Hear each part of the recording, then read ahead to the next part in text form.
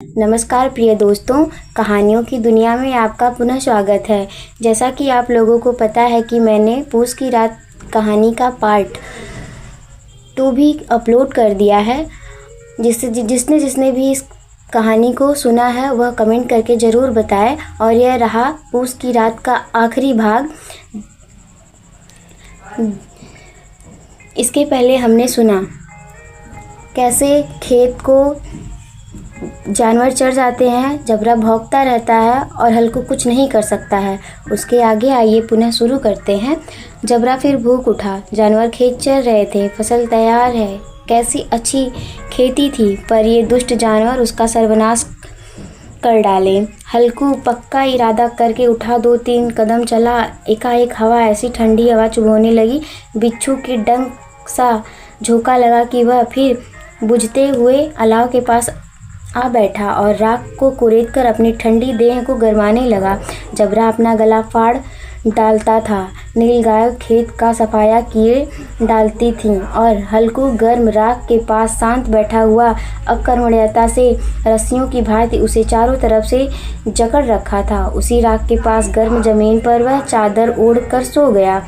सवेरे जब उसकी नींद खुली, चारों तरफ धूप फैल गई थी और मुन्नी कह रही थी, क्या आज सोते ही रहोगे? तुम यहाँ आकर रम गए हो, उधर सारा खेत चौपट हो गया। हल्कू ने उठकर कहा, क्या तू खेत से होकर आ रही है?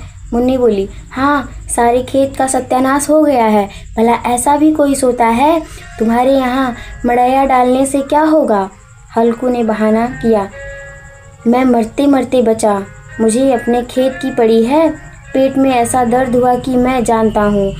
दोनों फिर खेत में डांट पर आए। देखा सारा खेत रौदा पड़ा हुआ है और जबरा मेड़ियों के बीच चित लेटा है, मानो प्राण ही ना हो। दोनों खेत देख रहे थे। मुन्नी के मुख पर उदासी थी, हल्कू प्रसन्न था। मुन्नी ने चिंतित होकर कहा, अब मजदूरी करके मालगुजारी भरनी पड़ेगी। हल्कू ने प्रसन्न मुख से कहा, रात को ठंड में यहाँ नहीं सोना पड़ेगा। तो दोस्तों, इस कहानी का अंत यही होता है। जैसा कि मैं आप सभी लोगों को बताऊं कि गरीबी एक ऐसी स्थिति है जिसमें मनुष्य नहीं सोचता है कि उसको क्या क्या बनाने हैं। उसे बस यह याद रहता है कि मैं 2 वक्त की रोटी कैसे जुटा पाऊँ और बस कैसे ही अपना पेट भर लूँ।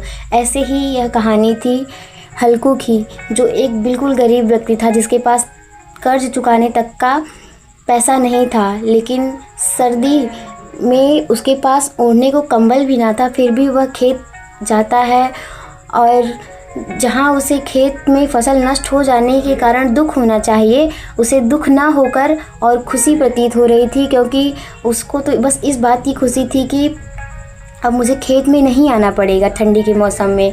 लेकिन वह अपने भविष्य के बारे में नहीं सोच रहा था कि मुझे अभी ठंडी में ना सोने की कीमत कितनी बड़ी चुकानी पड़ेगी। मेहनत मजदूरी करके कर्ज भी चुकाना पड़ेगा और उसके बाद खाने के लिए भी कुछ नहीं बचेगा। फिर वह बाद में क्या खाएगा, क्या पिएगा, उससे उस समय कुछ होश नहीं था, क्योंकि गरीबी के कारण, ठंडी में कंबल ना होने के कारण वह खेत में आकर सोना उसके लिए बहुत कष्टदायी महसूस होता था।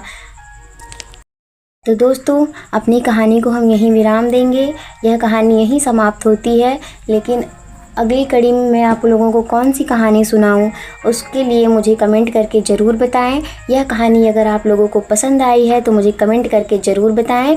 अगली कौन सी कहानी होगी इसको भी कमेंट करें, मुझे सपोर्ट करें, सब्सक्राइब करें, लाइक करें और कमेंट करके ज़रूर बताएं दोस्तों मुझे और कौन सी कहानी डालनी चाहिए और मेरे अंदर अभी कौन सी कमियां हैं जिसको मैं सुधार सकूं।